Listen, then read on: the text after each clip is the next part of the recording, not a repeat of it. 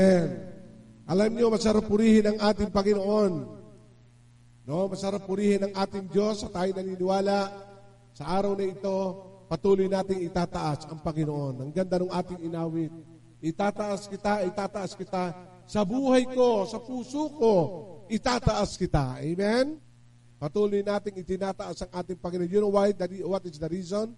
Ang sabi ng Bible, for so many verses from the Bible, do it, ang sabi ng Panginoon, first to God, lahat ng bagay. In the book of John says also, when I lifted up, I will draw men unto me.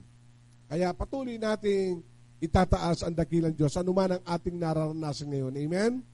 Amen po ba? So sa lahat po na nasa online, maging sa replay, maging nasa YouTube, kayong nakikinig kasi meron po tayong mga ilang viewer na taga-ibang bansa na minsan sa online, hindi sila makasabay, pero sa YouTube. So, welcome lahat po ng YouTuber. Tama ba? Amen? Yung mga nanunood, tsaka Spotify. So, ang ating pong media team ay ginagawa po ang paraan to bring our service to every home na sa magitan po ng ating pong present situation, ang Diyos ay may laging kaparaanan. Amen? Amen po ba? Praise God. And today, I want to share to you, ito po ay halos 2 weeks ko nang mini-meditate about the story from the book of Ezekiel, chapter 37. Meron sinabi dito ang Bible, isang tanong ang sinasagot, ang tinanong po ng Diyos. Ang sabing ganon, maaari bang mabuhay ang mga kalansay na ito? Ang ganda ng sagot ni Ezekiel. Lord, I reply, you know the answer to that. Amen. Sabi nga po natin, you know the answer to that. Amen. Alam nyo sa panahon ngayon, ang Diyos lamang ang makasasagot. Amen. Ang Diyos lamang talaga. And the Lord comfort me from this verse. Kasi sa dami na nangyayari, marami kang isipin. Amen. Marami kang isipin. Isang nanay ng tahanan, maraming isipin. Isang tatay ng tahanan, maraming isipin at maraming tanong. Maraming nag-i-employed sa company, marami ding isipin at may tanong. And the Lord comfort me from this verse, anak, ako lang ang nakakaalam.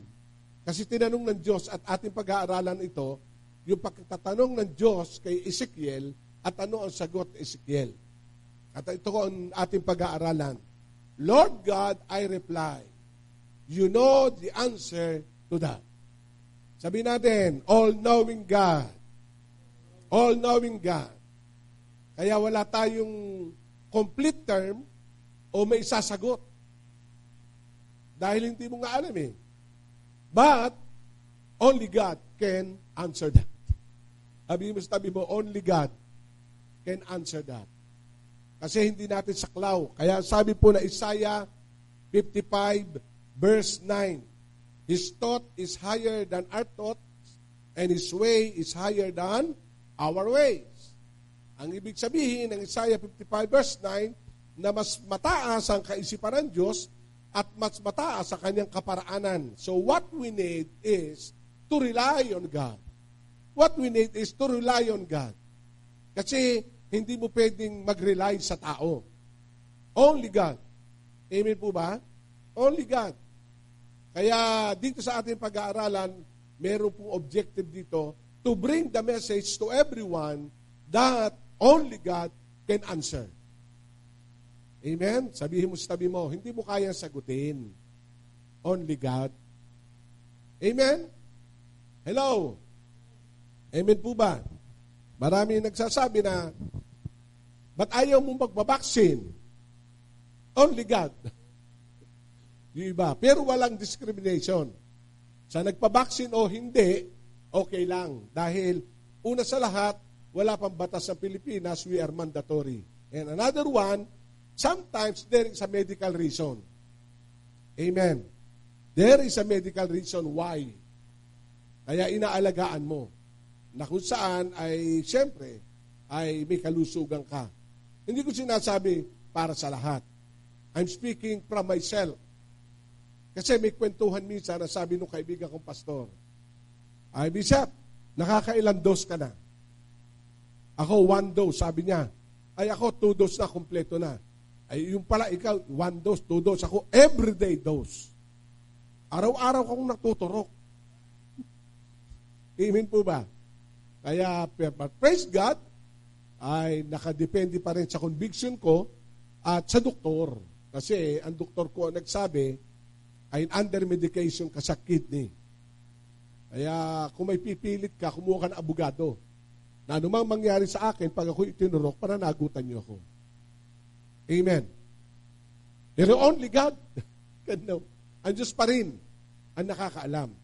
Kaya dito sa ating buhay, huwag tayong maglagay ng question mark sa isip natin.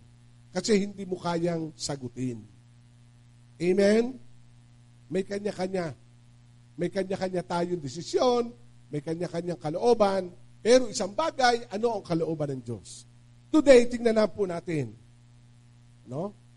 Turn in our Bible, yan yung conversation sa ating teksto. Tinanong niya ako, Ezekiel, anak ng tao, palagay mo ba ay maaari pang mabuhay ang mga kalansay na ito? Yan yung conversation sa Ezekiel 37 verse 5. Ang sabing ganon, Ezekiel, anak ng tao, palagay mo ba maaari pang mabuhay ang mga kalansay na ito? O pwede natin baguhin, pwede mo bang baguhin ang kalalagayan ng mundo? Pwede mo bang baguhin ang kalalagayan ng isang tao? Pero ang sabi ni Ezekiel, kayo po lamang ang nakakaalam. Amen? Kaya ang Diyos lang ang nakakaalam. Kasi bakit? Sa Diyos tayo magsusulit. Amen? And in the last day, there is a book, and we are judging by the Lord and giving reward according to our deeds, our work, our reply to God. And only God can know that. Only God can answer that. Amen? Amen po ba? Maging ginagawa ko, only that can know. Amen? Pero essentially speaking, I'm doing this because ayoko magsulit sa Diyos na wala akong ginawa. Kasi essentially, I'm a pastor. Amen? Kaya kahit laging may warning sa akin ng misis ko, kasi meron funeral service, may kasal, kahapon, pinuntahan ko yung isang opisina, mga hindi ko kalalay po, pinupupuntahan ko. And I want to share the gospel of God and ministering to that. Pero ako'y natutuwa naman, sinasamahan niya man ako. Amen? Amen po ba? Kaya kahit wala akong turok, only God can know that. Kaya do not answer me. Amen? Amen. So ngayon, ito pag-aaralan natin. Sa Tagalog, kayo po lamang ang nakakaalam. Wow. And turn our Bible in the book of Ezekiel. Ano sabi na Ezekiel verse 1? 35 verse 1. Nadama ko ang kapangyarihan ni Yahweh at sa pagitan ng kanyang espiritu ay dinala niya ako sa isang libis na puno ng kalansay. No, sabihin nga natin, nadama ko ang kapangyarihan ni Yahweh. Sa panahon ngayon, napakahalaga na maramdaman natin ang kapangyarihan ni Yahweh. Kasi siya nga lang yung nakakaalam. Hindi mo mararamdaman ang lahat na mangyayari sa susunod na mga panahon, malibang maramdaman natin ang kapangyarihan ni Yahweh. Kapangyarihan ng Diyos. Amen? Hindi kapangyarihan lamang ng gobyerno. Hindi lang kapangyarihan ng sinong man tao, kundi kapangyarihan ng Diyos. Kapangyarihan ni Yahweh. Amen? At sa pamamagitan ng kanyang espiritu. Kaya ngayon pag-aaralan natin yung dalawang bagay na mahalaga habang tayo nakakaranas ng pandemic. Dryness in the spirit, dryness in our hope, dryness in our peace, dryness from everything.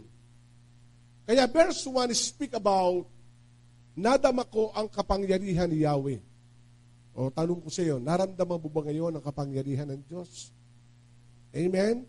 Kaya naalala ko yung sinabi ng Bible, I draw nigh unto me and I will draw nigh unto you. In the book of Colossians. Lumapit ka sa akin at ako'y lalapit sa iyo. Ang sabi ng gano'n, ay dinala niya ako sa isang libis na puno ng kalansay. So, una, naramdaman ni Ezekiel ang kapangyarihan ng Diyos at sa pamagitan ng kanyang espiritu, dinala siya sa isang sitwasyon. At ito ang verse 2, ano sabi? Nilibot niya ako sa lugar na puno ng kalansay na tuyong-tuyo na. No, makita natin, talagang pati palabigasan natin, tuyo na. Amen.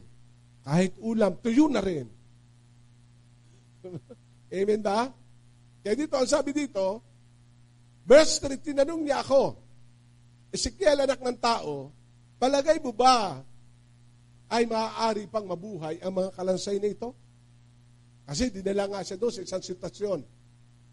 Maaari bang mabuhay? Pero ito sagot niya. Sumagot ako, kayo po lamang ang nakakaalam. In verse 4, sinabi niya sa akin, magpahayag ka sa kalansay na ito. So, nangungusap na ang Diyos sa atin.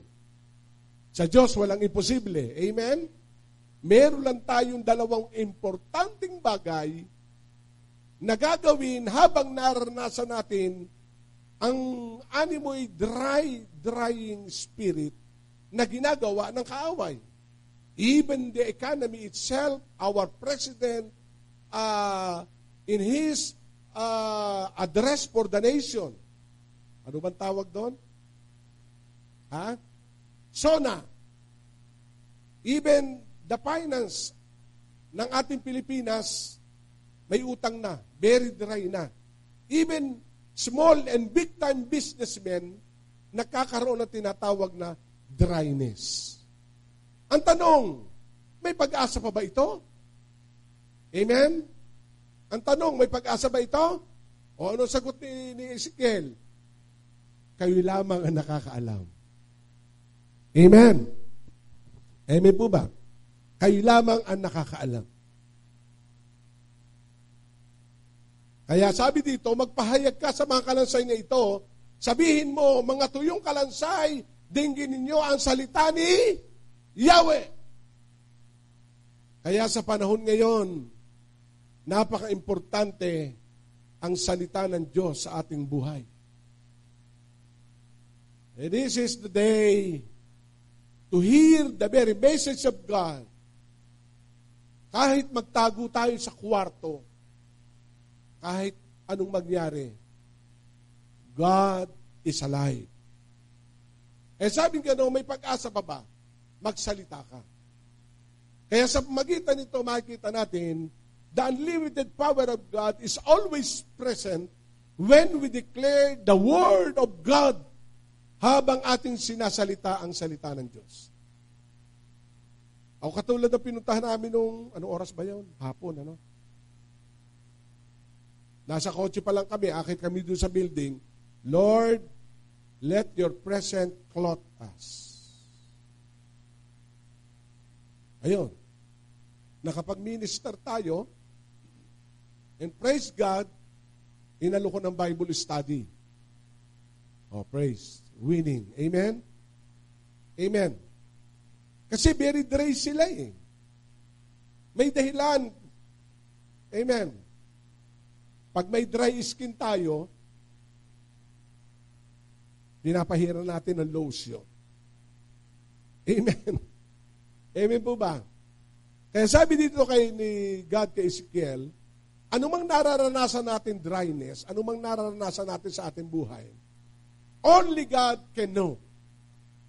Pero there is a solution.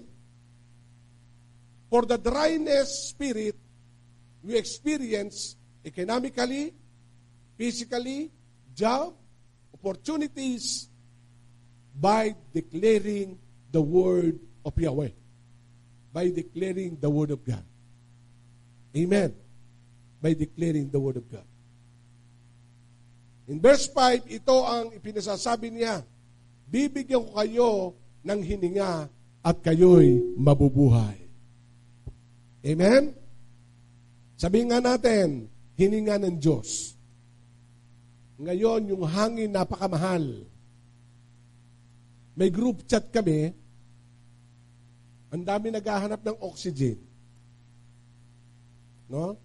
Sa nakakabili ng murang oxygen. Sa nakakabili ng motor, kailangan oxygen. Pero tandaan natin, hindi masama yan. Pero may hininga ang Diyos na kaya mong langhapin. The Holy Spirit.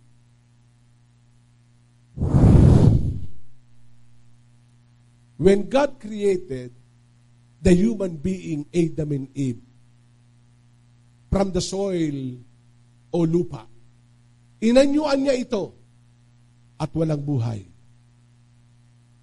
Pero nung mabuo na, walang buhay, inilagay ng Diyos ang kanyang hininga.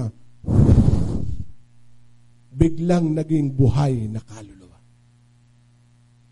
At ang Biblia ang nagsabi sa aklat po ng Timoteo, ang salita ng Diyos ay hiningahan ng Diyos. Kaya may kapangyarihan ng Word of God to inhale and God breathe our lives. Amen? Hindi alam ng iba, nakaranas din kami. Nakahiga kami mag-asawa, ako nakaka-recover sa lagnat, trangkaso, ang miss ko naman ang natatrangkaso. Walang magluluto, walang maglilinis ng bahay, everything, and so forth. One thing I do, binuksan ko yung aking cellphone, yung aking speaker, and start to worship God, to inhale the power and the presence of God. And praise God, after 30 minutes, the Holy Spirit rose me. Amen? Pinagluto ko na asawa ko hanggang sa makarecover kami. Amen? Amen po ba? Kaya today, anumang dryness ang ating nararanasan, ito'y gagawin ng Diyos at pananariwain ng Panginoon. Amen? Ano ba yung Tagalog? Pananariwain. Muling ibabalik ng Diyos ang kasariwaan nito. Ang sigla ay muling ibabalik ng Panginoon. Amen? Ang ngiting totoo ay muling ibabalik ng Diyos. Ang naglalakad ng malayang hindi ka natatakot ay ibabalik ng Diyos. Amen? Lalabas ka ng bahay na wala kang kakaba-kaba, ibabalik ng Diyos. Amen? Hindi mananatili yan, mga kapatid. Then dito, makikita natin, I will give to you that short background of the history ng Ezekiel 37. And this history is during the time of Nebuchadnezzar and his Babylon army invade Israel. Nagkaroon ng losing of identity ang Israel during that time. Yung dating masigla, dating sikat, dating mayaman, dating lahat meron, ay because of the king Nebuchadnezzar, what happened to the Israelites? They had reduced Solomon's temple to us. Talagang pinagsusunog, inalis. Gustong burahin yung makadiyos na pagtitipon, gustong burahin yung pagtitiwala sa Diyos. Amen. Sapagkat literally, noong unang panahon, ang Diyos ay nananahan sa templo. Tingnan nyo, may ibig sabihin dito ang Panginoon. Amen. At ang sabi diyan, and had taken many of Jewish people back to Babylon as captives. Nawala ng identity, nawala ng kalayaan, nakontrol sila. In other words, nasunod-sunuran na lang sila. Kaya si Ezekiel ay dinala ng Diyos sa lambak ng mga bungo ng dry bones. That is the background of the history. This is the condition that Ezekiel is in the nation of Israel is dead. But God has a vision for Ezekiel. Amen. And we know Prophet Ezekiel is very well-known prophet during that time. Siya yung mouthpiece of God na nangungusap to give them direction to every people during that time. During that time.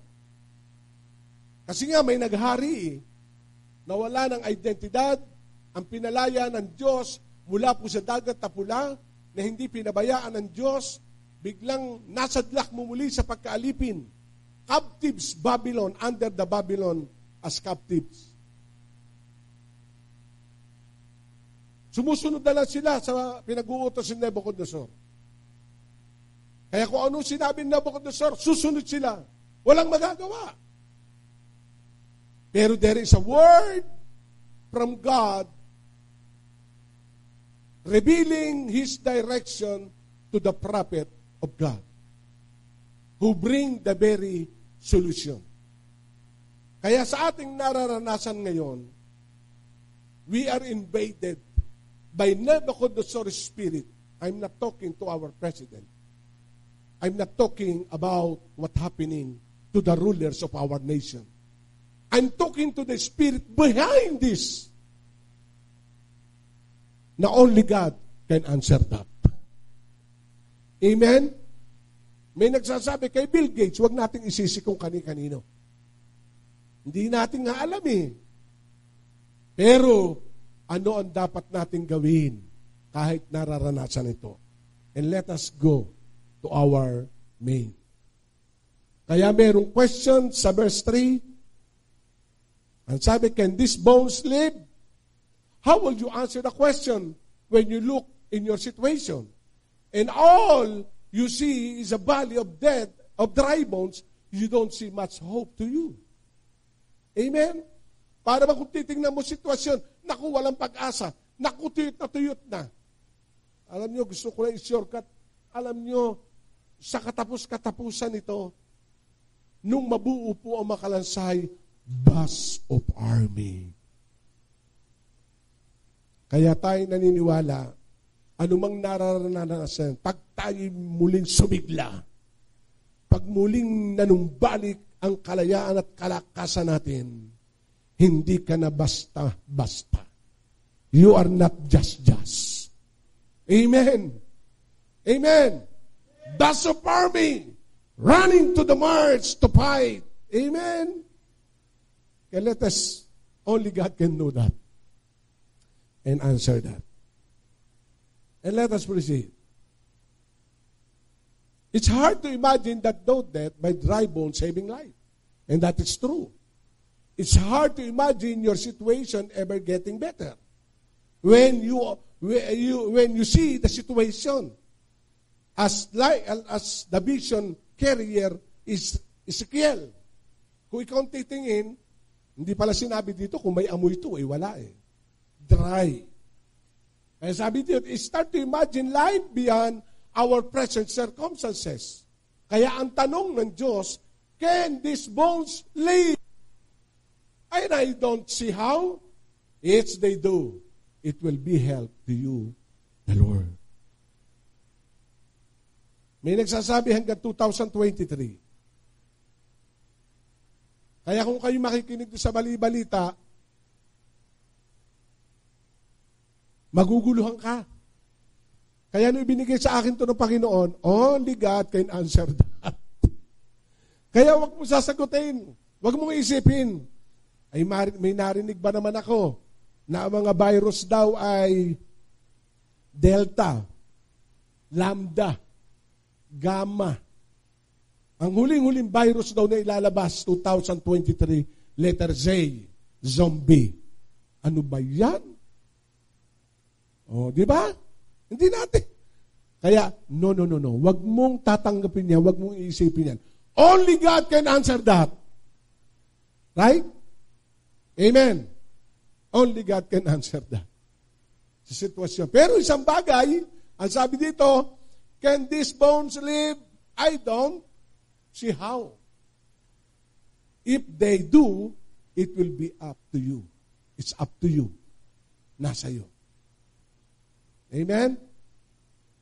Kaya tayo naniniwala, ibabalik ng Diyos.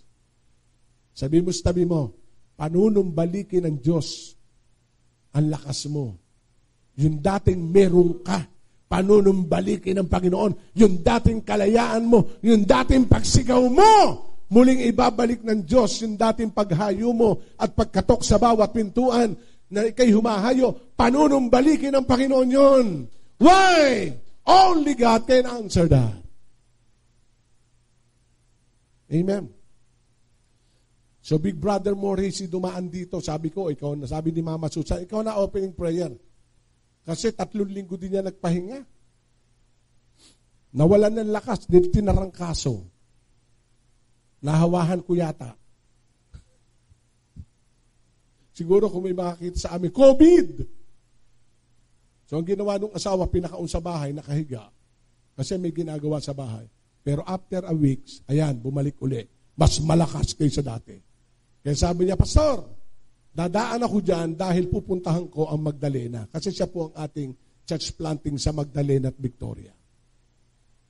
Amen? Kaya, naalam nyo, naalala ko lang yung story ng Agila. Ang Agila pala, I don't know kung ito yearly o may season. Minsan daw ang Agila, lumilipad sa pinakatuktok ng mataas na bundok. No? At pagkatapos yung kanyang tuka na kumapalma, kanyang itinutuka sa isang malaking bato hanggang sa mabasag yung tuka at lumabas yung bagong tuka. At yung unti-unti niya daw binubunot yung mga lumang balahibo habang siya isolated doon sa tuktok ng bundok. Binubunot niyang isa-isa ang lumang balahibo hanggang sa mahubaran na siya at bigla siya magbibilad sa araw at hihintayin tumubo ang mga bagong balahibo. At hinihintay niya ito at lalabas ang bagong hibla ng kanyang balahibo at pag nakumpleto na, muli siyang lilipad, bagong tuka at bagong balahibo. Yung ginagawa sa atin ngayon, isolated tayo, nasa bahay tayo, pero ito ang gawin mo ang pagkakataon para ituka ang iyong bibig sa bato, ang Panginoong Kristo, upang lumabas ang bagong tuka at isa-isa mong evaluate ang sarili mo. Alsin mo yung mga dati, alsin mo hanggat sumipol ang mga bagong pakpak at muli kang lilipad mas malakas kaysa dati. Amen? Na-experience ng ibon niya. Pero praise God, ang Diyos ay buhay. Kaya dito makikita natin, let God do some application here. Meron akong 2 area na nakita dito when I research. Areas I seeded by the dry bones. The one is the life of the church and the life of the lost. Ito yon. Yung dry bones na yan ay 2 bahagi ang itinuturo. Yung buhay ng church ngayon at buhay ng individual. Yan yun. Gathering is not allowed. But getting ayuda is allowed. How can you explain that? Only God can answer that. Amen. Amen. Go to church is not allowed. But going to mall is allowed. Only God can answer that. Amen. Only God eh. You go to market, you go to the 7-Eleven, you go to DB Mart, you go to anywhere. And the church, not allowed. Only God can answer that. Huwag mo sasagutin, kapatid. Kasi pag sinagot mo, hindi mo alam din ang dahilan niya. Nakon niyo po ba ako? Kasi ang lahat ay mayroong kanya-kanyang dahilan. At pag pinakailan mo dahilan, may dahilan din sila magpaliwanag. Kaya only God can answer that. Amen. Kaya 3 weeks when I meditate, I feel the peace of God. Peace. Peace lang. Amen? Lagi ko sinasabi, only God can answer that. Kailan mga kaibigan kong pastor, the same situation, ang isinesend ko sa kanila, this word, only that can answer God. Only God, only God. Ang Diyos lamang ang makasasagot. At pagharap natin sa Panginoon, sa araw ng paghukom, only God can give you reward. Only God can give you judge. Because only God can answer that. Amen? Kasi one word, ang Diyos nilikha ang tao na may kalayaan. May kanya-kanyang kalayaan eh. Hindi tayo nilikha ng Diyos na robot. O ba't ko naman gagawin robot ang church? Amen? Hindi ko gagawin robot. Kaya nga, pag nagbukas na po ng October, hindi ako mag-a-announce. O face-to-face na. Only God. By the heart response na lang. Kasi kayo, nandito kayo. Diba? Essential kayo eh. Wala nakakaalam, during my medication, 2 Sunday, pinilit kong mag-preach. Pag uuwi ko, tinitingnan ako ng misis ko. At pumapasok na lang ako sa loob ng kwarto and I cry. May preaching na ang sakit na ng likod ko. May preaching na ako'y parang gutom. Pero sabi ko, hindi ito. Only God can know. And praise God, pinanumbalik ang lakas ko. Kasi una, wala naman tatayo eh. Diba? Amen? Kaya dito makikita natin, ang 2 areas where I see the dead, dry bones, is the life of the church and the life of the lost. Talaga nangyayari yan ngayon. And only God can answer that. So dito, in the life of the church, ito yung sinabi lang ng Bible. Therefore, my beloved brethren, be yet steadfast. Ano man ang nangyayari sa church, kailangan maunawaan natin, be steadfast, unmovable, always abounding in the work of the Lord. For much as you know that your labor is not in vain in the Lord. Yan lang ang paalala. Ano mang nararanasan ng bawat churches ngayon, noong isang araw, nagpunta kami ng palengke ni Mrs. kasi gusto ko magluto at tumingin ng isdang biya. Eh siyempre, gusto ko igatan. Meron akong, buwibili ako ng ginatan, may pastor. Hindi kami magkakilala kasi pareho kami naka-face mask. Noong nagsalita na lang ako, sabi ng pastor, ikaw, Pastor Jimmy? Oo. Oh, pastor! Sabi niya, napilitan akong lumabas.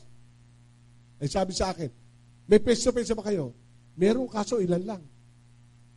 5, 7, yung gagawa ng media at saka sa music. Eh sabi niya, kami rin eh. Pero I required my full-time. Yung mga trabahador, required ng company na magtrabaho. So, I required my full-time to attend. Ilan ang full-time mo? 4. O naando, kasama ko. Kasi ang company nga ni-required, kahit may pandemic, buksan mo 7-Eleven. O ikay trabahador, pupunta ka. Bakit? Required eh. Pero hindi ko ini-implement yon. Only God can answer that. Amen. Amen po ba?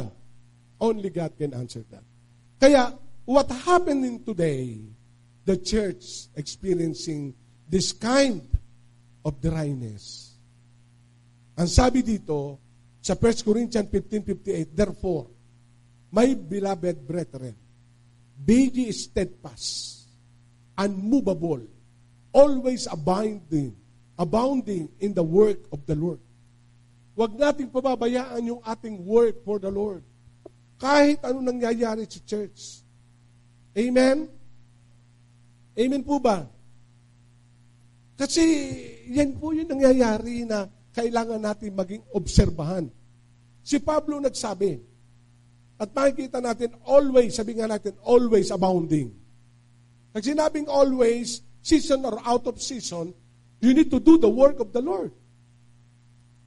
And praise God, kahit ako ay nagme-medication noong nakalaan 2 months, wala ako sinasa. Kami lang ni Mrs. naman nakakaalam eh. May gising ako, hindi ako makalakad. Pero sabi ko kay Mrs. sige. Amen? Yan lang ang paalala ng Panginoon. The dryness of the church. Kasi talagang nakokontrol na tayo ni Nebuchadnezzar. Spiritually, behind this kind of situation, only God can answer that. But the Bible says, therefore, my beloved brethren, be ye steadfast, unmovable. Sabihin na natin, unmovable. Hindi ka dapat mamove. Kahapon, may ka-meeting ako, pagkagaling ko ng dedication ng opisina, may nag-chat, misis ko ayaw na ako palabasin, totoo lang. Pero kilala ako ng misis ko, in the ministry.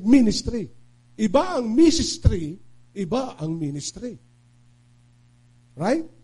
Amen. I love her. My ministry. Pero, I know I'm being steadfast, unmovable, if the ministry is concerned. I love you, Mama. My ministry. Amen. But I need to go. O yun, 30 minutes lang naman yata, no? Bumalik na ako. Dahil may online ako. Kaya unmovable, always abounding in the work of the Lord. For as much as you know that your labor is not in vain in the Lord. Yung ginagawa, hindi mawawala ng kabuluhan. Amen! Totoo, ilang beses ko sinasabi, mula nung ako'y nag-medication, na ako po ay na-diagnose ng ganun sakit. Ang mga magulang ko at kapatid, malaking pera na. Pero may testimony ni 5, hindi pa naglalabas ang misis ko sa allowance nila na humingi ako ng pambili ng gamot. God provide. Amen? Amen po ba? May appointment ako dito, ganyan-ganyan. Bigla may mag-chat-chat. Bisag, kamusta ka na? Alam nila kondisyon ko. I send you pandagdag ng kaunti sa medication mo. Nakuha niyo po ba ako? Kasi yun lang ang prayer ko eh. Lord, gusto ko kung may lakas ako, nobody can move me to do the work of the Lord. Kaya church leaders, church pastor, church worker, I'm not addressing it to the life in Christ only. Generally speaking, those who are watching this video, if you are connected, you have a local church, do not, always abounding in the work of the Lord. Kailangan ka ng pastor mo. Amen? Kailangan ka ng pastor mo. Lalo ngayon mo iparamdam na kailangan ka ng pastor mo. Again, I'm not addressing it to the life in Christ. Baka sabihin, ay, nagpaparinig naman si Bishop. No. Only God can know my heart. I'm saying this because we are the church. And who is the church? The believers, the followers, the worshipers of God. Kaya ang address in the life church today, or the life of the church, whether you are from different denomination, therefore, my beloved brethren, be ye steadfast and unmovable, always abounding in the work of the Lord. Kaya ako'y nabibless, kahit po kayo ay hindi nakakahayo, you can get in touch your cell leader through online. May kaparaanan naman lahat, di po ba? Amen? O si Mrs. sila na online, siya pala nagturo sa Rizal, Pastor Dan, ano? Siya. Inabot ko pa ng kaunti. Tumanaw lang naman ako. Pero na-picturean kagad. Ang ating youth, dire-diretso online. Ang Young Pro. O Santa Monica. Nakita ko, di ba? Iginagada ni Pastor Conrad yung Santa Monica online. Basta mahalaga, nagagawa natin yung work of the Lord. Huwag tayong pamumove. Ay hindi, wala ka nang ginawa. May online naman. Amen po ba? Kaya praise God. Pasalamat tayo sa online. Amen? Nga lang, sabi nga ng misis ko, Pag online ka, online din ang offering mo. Mamaya siya mag-offering. So in the church, kaya anuman nangyayari sa church, the dryness, therefore my brother, be steadfast, unmovable, always abounding in the word of the Lord. Palapakan natin ang ating Panginoon. Magpapatuloy. Kahapon, galing po kami doon sa pinapagawang building natin, ng church. Kasi bagamat regular, yun nga, lagi nakapayong si pastora. Pag may pupunta, dagdalang payong lahat.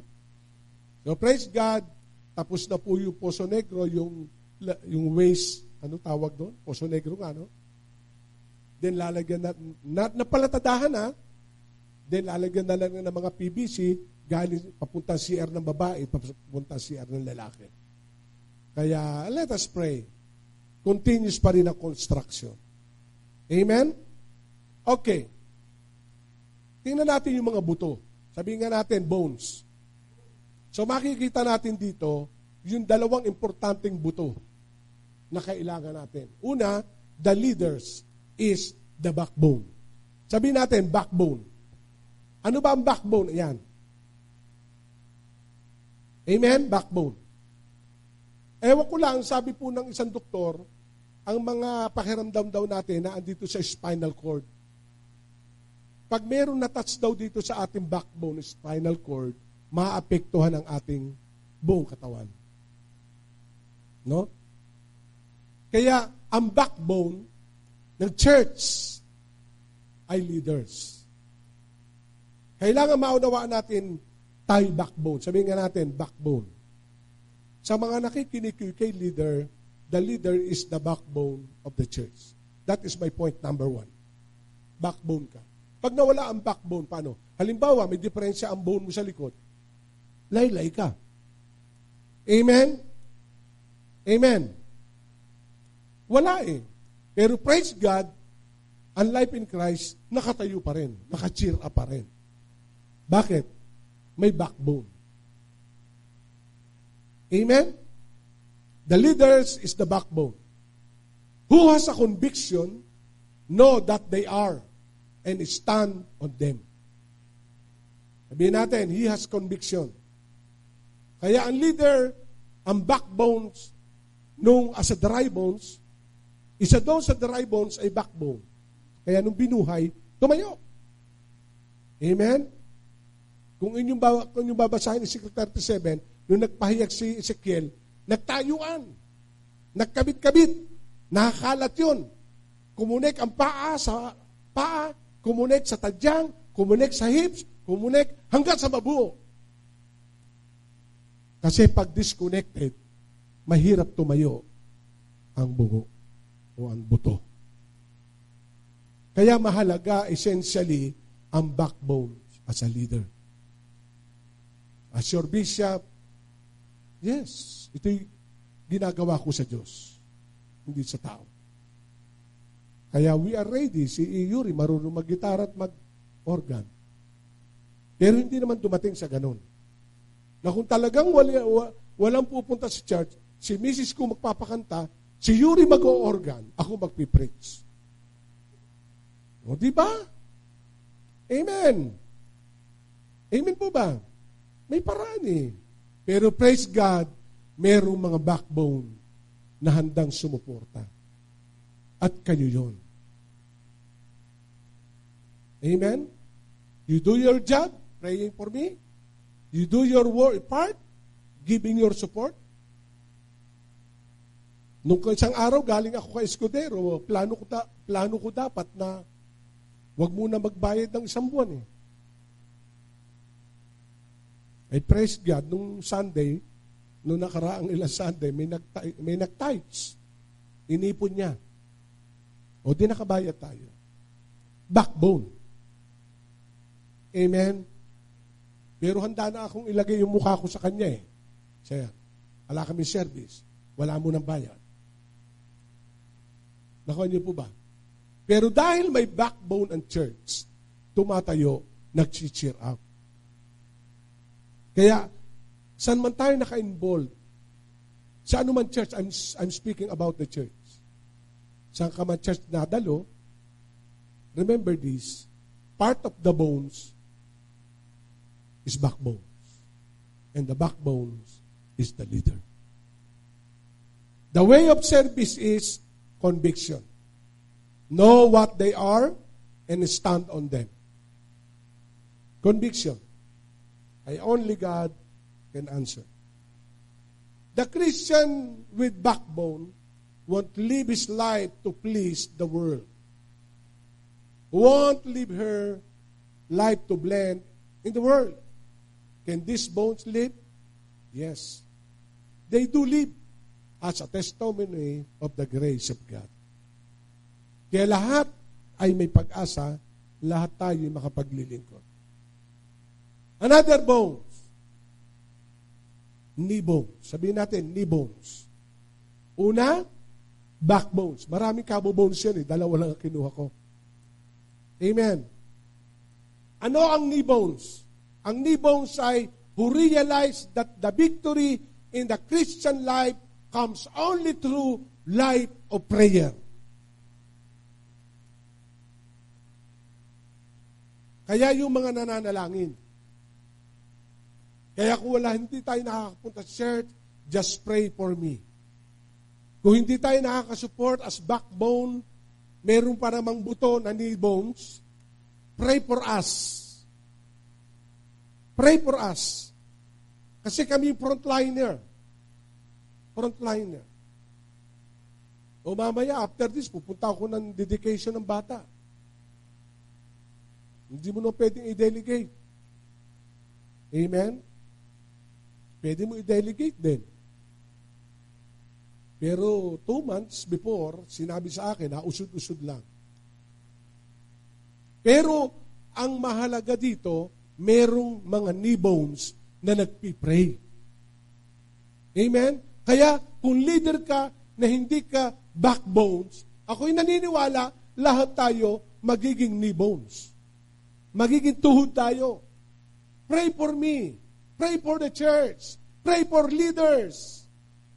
Amen? Kasi walang ibang gagawa, kundi pumunta roon, pumunta rin magkaroon ng Sunday service, but do not criticize them, but pray for them. We need prayer, and thank you. Because I acknowledge everyone is praying for me. In 3 months, I am now recovered. Ramdam ko yung nagpipray sa akin. Amen? Kaya knee bones who realize that the victory in the Christian life comes only through life prayer. Much prayer, much power. A little prayer, a little power. No prayer, no power. Simple like that. Kaya kung patuloy kayong magiging knee bones life in Christ, ang iglesia ng church o ang life in Christ ay magiging matatag sa bawat oras. Pray for the leadership, not to criticize them, not to judge them on, wag tayo maglagay ng negative. Only God can answer that. But one thing, one part of the bones, knee bones, pray for your pastor.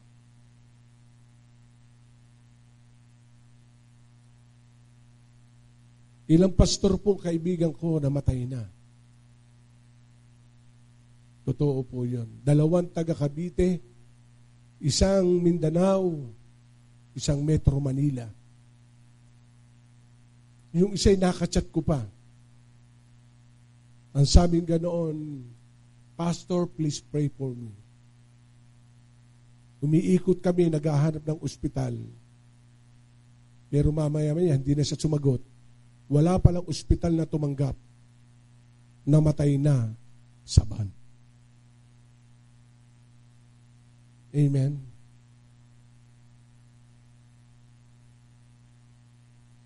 Kaya we need prayer. Pray for your leaders. Pray for your pastor. Dahil ngayon ang church ay sinishake. Yung drying, hindi naman sasabihin natin pinipilay ng kaaway. Kailangan eh. Kaya I'm calling all knee bones to pray. Pray, pray, and pray, and pray. Isa maga kami narano ni Mrs. Nandun siya sa gilid, ako'y nasa upuan ko. Pray. Pray, and pray, and pray. Kasi when we pray, God's work. Yung hindi natin kayang gawin, ang gagawa ay Diyos when you pray. Amen? Kaya kahapon, bumisita ako dun sa ating pinagagawa. Sila Nanay Lourdes na ando, magkakapatid ni Pastor Conrad na aroon. Then, okay, pray tayo. Lehas natin sa ating ipinagagawa. Pray. At sabi ni Nanay Lourdes, alam mo ba, Bishop, pagkagising ko sa umaga, pinag-pray ko yan. O sabi nung kapatid ni Pastor Conrad, palalagyan daw niya yung ilaw sa loob. Amen. Nag-usap kayo, lalagyan daw ng ilaw kasi medyo malaki na yung nagagawa pag madilim sa gabi. Pray and pray and pray. Sabihin natin, knee bones. So tayo ba'y backbones? Tayo ba'y knee bones? And let the Lord repressing us. Muli tayong pasisiglahin ng Diyos. Amen? Muli tayong itatayo ng Panginoon. Hallelujah. Can this bone live? Yes. And the D-bones Christian is the one who is living in the life of victory. Habang may nananalangin, tayo'y nagtatagumpay. Habang may lumuluhod, maraming tumatayo. Nasa pagluhod. Kaya sabing ganon, tuhurin mo na lang. Ang problema, pag hindi mo na kaya, tuhurin mo na lang. Ang ibig sabihin, lumuhod ka at ikaw ay manalangin. And yan ang ginagawa. Amen? Yung iba, binakati na lahat, hindi na umuupa. Mga kaibigan ko, pastor, walang nagagawa na kundi mag-pray. Kasi kailangan talaga. Kaya pray for your church, love your church, be a backbone of your church, and be a knee bones of your church. Amen? And let us go to number 2, the life of the lost. The life of the lost. Ito yung dry na. Ang buhay na ikay wala na sa Panginoon. Kaya si Ezekiel ay kinausap ng Diyos, can this bone live? Yes. Only God can answer that. Pero sabi ng Diyos ay talk to them. Magsalita ka. Magsalita ka. At nung nagsalita si Ezekiel, biglang bumangon ang mga kalansay at nag-connect sa bawat isa at nabuhay at nagmistulang isang bus of army. Napakahalaga ang papel ang ating ginagampanan to speak to them, the lost. As we look out over the valley of the dead, dry bones we see dead, hopelessness. Maraming tao nawawala ng pag-asa ngayon. Amen? Hello. Maraming tao nawawala ng pag-asa. Hindi lang po ibinabalita, maraming nagpapakamatay. Hindi lang binabalita, marami. Hopeless people. Katulad na sinabi ng Bible, makikita natin, mga harassed person. At ang sabi dito, it is written in the book of Romans 3:10. It is written, there is none righteous, none, not once. Once again, the question is asked, can these bones alive? Walang mga righteous. No? No one is righteous. Lahat tayo makasalanan, lahat tayo may problema, lahat tayo ay nakakamali, lahat po ay hindi perpekto. But the question is, this bone alive? Only God. Mga hopeless people. In the book of Matthew, makikita natin, Ephesians chapter 2, and is given to a new life. Sabihin nga natin, new life, new beginning. Where there is a trespass and sin, yes, these dead dry bones can live. A lost world give hope in Christ. Yung nawawalang kaluluwa, nawawalang pag-asa ng mundo, ibabalik ni Kristo. Amen? Sabi nga natin, ibabalik ng Diyos. The loss. Marami nawala ng trabaho, nawala pangarap, nawala na plano. And the question from our passage, can these bones live? Only God can answer that. But there is a command. Speak to that dry bones. Speak. Ephesians chapter 2 verse 4, but God who is rich in mercy, because His great love is for us. Huwag tayong mawalan po ng pag-asa. Individually, the loss. Huwag tayong mawalan ng pag-asa. Alam nyo, 2 years na tayong ganito. Maraming iba nawawalan ng pag-asa. Pero remember this, hindi ka pinabayaan ng Panginoon. Hindi ka pinabayaan ng Diyos. Why? God is a merciful God. He is a loving God.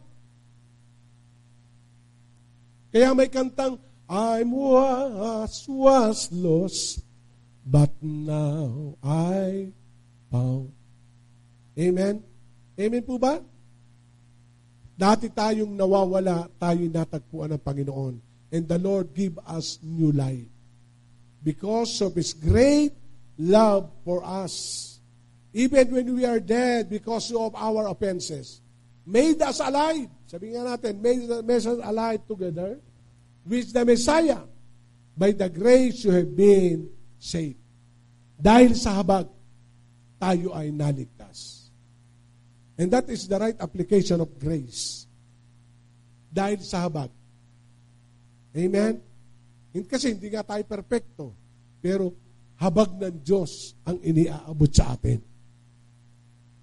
Kaya only God can answer eh. Why? Because God is a God of grace. Pero, tandaan natin, merong grace ang Diyos, pero may katapusan. Ha? May grace period. When the Lord talked to Noah, during the time of Noah, pinagawa ng Diyos siya ng arko. The grace period binigyan ng Diyos for how many years? If I'm not mistaken, 100 years. Ipinreach ang word ni Noah, but nobody can respond good. Nilait pa siya. But one day, the grace period of God revealed. Pinapunta na lang sila Noah sa arko. At isinarado ng Diyos ang pinto. Biglang bumukal ang tubig. Yung mga tao doon lang naniwala. Pero hindi mabuksan ni Noah dahil pag ang Diyos ang nagsara, walang makapagbubukas. During the time of Lot, kaya sabi ng Bible, ang paghahari ng Diyos ay katulad ng panahon ni Noah, tulad ng panahon ni Lot. Binigyan din ng grace period. But when the grace of God ended, ang sabi ng Diyos kay Lot, leave Sodom at Gomorrah. Umalis kayo dyan. At nung umalis sila Lot, may bilin, huwag lang kayong lilingon. Bigla nung sila umalis, ibinaba ng Diyos ang sumpa. Anong ibig sabihin ito? Because of God's great love, we are saved. Kahit pa saved by the bell, okay na rin. Basta saved. And that is the grace of God. Amen? Because God loves us. In Matthew chapter 9, verse 36, let us look. When he saw the crowd, Jesus speaking from this chapter, he was deeply moved and compassion for them because they were troubled and harassed like a sheep without shepherd. And that is the lost person. When you saw your friend outside, when you saw your family, when you saw the people around you, they are lost. like a sheep without shepherd. Ano sabi ng Bible sa verse 37? Then, He told the disciple, the harvest is plentiful, but the workers are few. Ask for the Lord of the harvest and to send out workers into the harvest field. Kaya ngayon, positively, marami nagpo-post ng Word of God. Huwag nyo nalang i-comment, ang corny naman, lagi may Word of God. Amen? Amen po ba? Dapat pa nga matuwa ka dahil may nagpo-post ng Word of God. Nakuha niyo po ba ako? Yung mga artista nga, nagpo-post ng kanilang mga sarili. Di ba? Ang dami naman nagsishare. Ang dami naglalalike, nag-heart pa. Yung sexing nag-post, 3,000 ang nag-share. Mag-post ka ng Word of God, nobody can share. Nakuha niyo po ba? Amen po ba? Kasi lost nga lost world. Kaya sabi ng Timoteo, mas pipiliin pa nila makinig sa gusto nilang pakinggan. Yung sweet, sugar-coated preaching na magtuturo ng blessing. Pero pag nagtuturo ng instruction, nami-personal naman yan ang kanilang sagot. But listen to this. This is the time to share the word. Ezekiel 37:4, ano sabi? Ezekiel is told to preach to this dead, dry bones. Can you imagine preaching to the bones of bones? Ezekiel begin to preach this to the dead and the dry bones and say, dry bones, listen to what God has said to you. He must have felt rather honest. Kaya ito ang panahon ng salita ng Diyos ay ihayag natin. Kaya one night the Lord leads me. Ayan, alam ni Brother Morris, nasa bahay siya ng isang araw. I called to my older brother. Narinig mo, no? Kuya, ito na ang panahon. Bigla siya napatingala. Nakita ko tumulong luha. Ano mang meron tayo, maiiwanan natin yan. Pinanganak tayong hubad. Aalis tayong hubad. Give your time to the Lord. At alam niyo, purihin ng Panginoon. Pati yung asawa nagsasabi, Bishop, video call tayo, mag-pray tayo. Yun naman, isa kong kapatid. Tapos yung isang kapatid ko. Kasi ito na ang panahon na doblehin natin ang oras na maibagi. Sapagkat a lot of dry bones losing their hope, losing their peace. Kailangan ang iyong salita. Makinig man sila o hindi. Basta mahalaga, masabi mo sa kanila. Dahil pagdating ng araw, sisingilin sa ating mga dugo ang kahihinatnan ng mga kaluluwa nila. Amen? Sisingilin. Kaya ang mahalaga, maibahagi mo. Kaya yun ang sabi ng Bible kay Ezekiel 37:4. Sinabi niya sa akin, magpahayag ka sa mga kalansay na ito. Sabihin mo mga tuyong kalansay, dinggin mo ang salita ng Diyos. Amen? Dinggin mo ang salita ng Panginoon. You will experience dryness. Wala ng peace, walang joy, walang hope. That is dryness. And I say to you today, the Lord is a loving God. He is a graceful God. God will bless you. Go back to read the Bible. Amen? Amen po ba? Ito na ang panahon na tayo po'y lagi makinig na salita ng Diyos. Dahil may kumanda ang Panginoon. Ito ang pinasabi niya, bigyan mo po ako ng hininga. Kaya bibigyan tayo ng hininga at tayo mabubuhay. Kaya to everybody losing their hope, no peace, harassed and helpless, listen to this.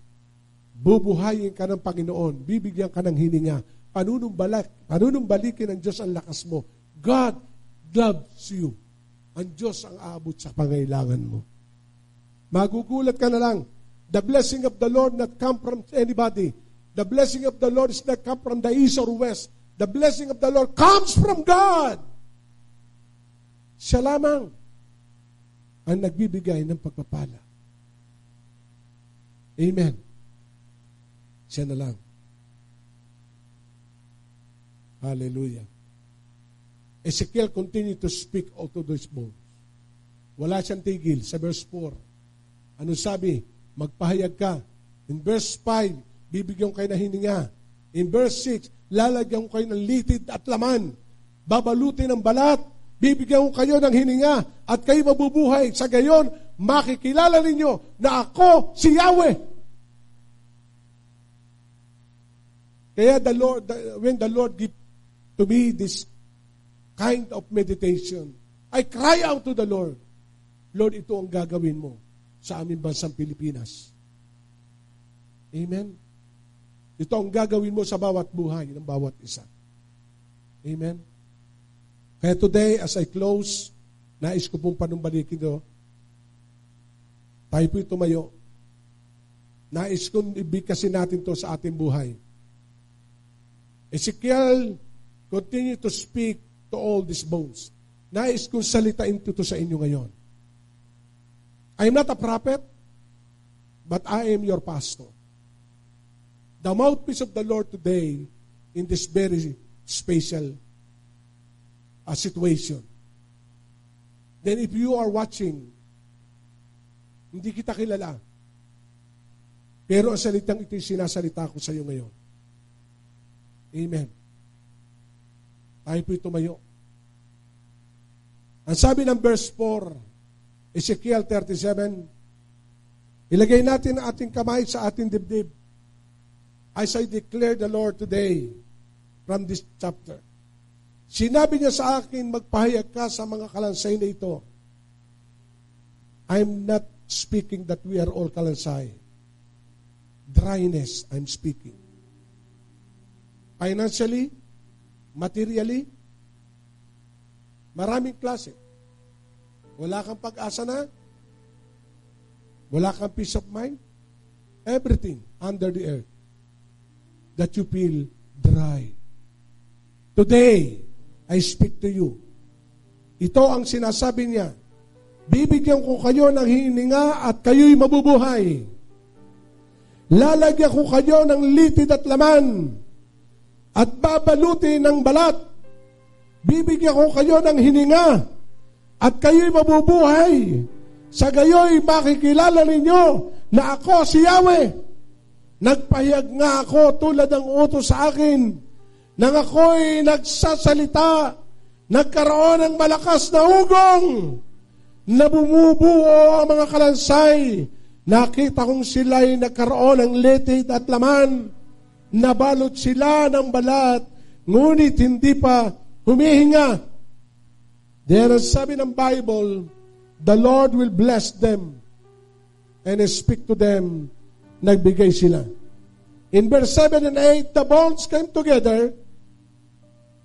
The muscle, the flesh, skin began to surround the skeleton laying before him with 1,000 of crops, body, but no light. In verse 7, nagpahayag ako tulad ng utos sa akin nang kayo magsalita nagkaroon ng malakas na ugong at nabuo ang kalansay. Nakita kong sila'y naroon ng litid at laman, nabalot sila ng balat at na hindi pa humihinga. In verse 9, sinasabi ni Yahweh, Ezekiel, anak ng tao, tawagan mo ang hangin sa lahat ng dako. Sabihin mong pinasasabi ko, hangin, hingahan mo ang mga patay na ito upang sila'y mabuhay. Nagpahayag nga ako at ang hangin ay pumasok sa kanila. Nabuhay nga sila nang magtayuan. Sila'y ubod dami na parang malaking hukbo. Naniniwala tayo, now there is our helper, the Holy Spirit.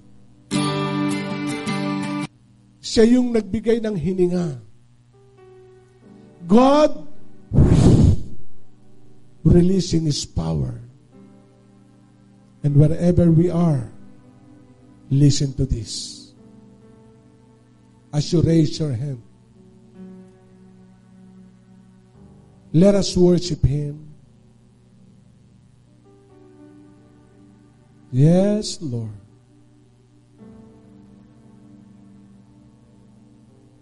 Yes, Father. Release unto us the breath of life.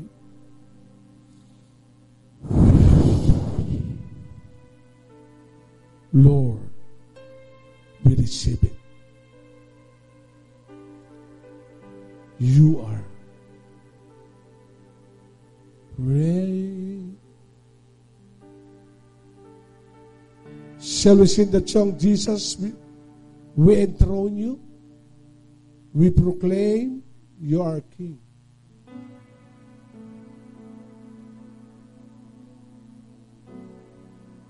Hallelujah.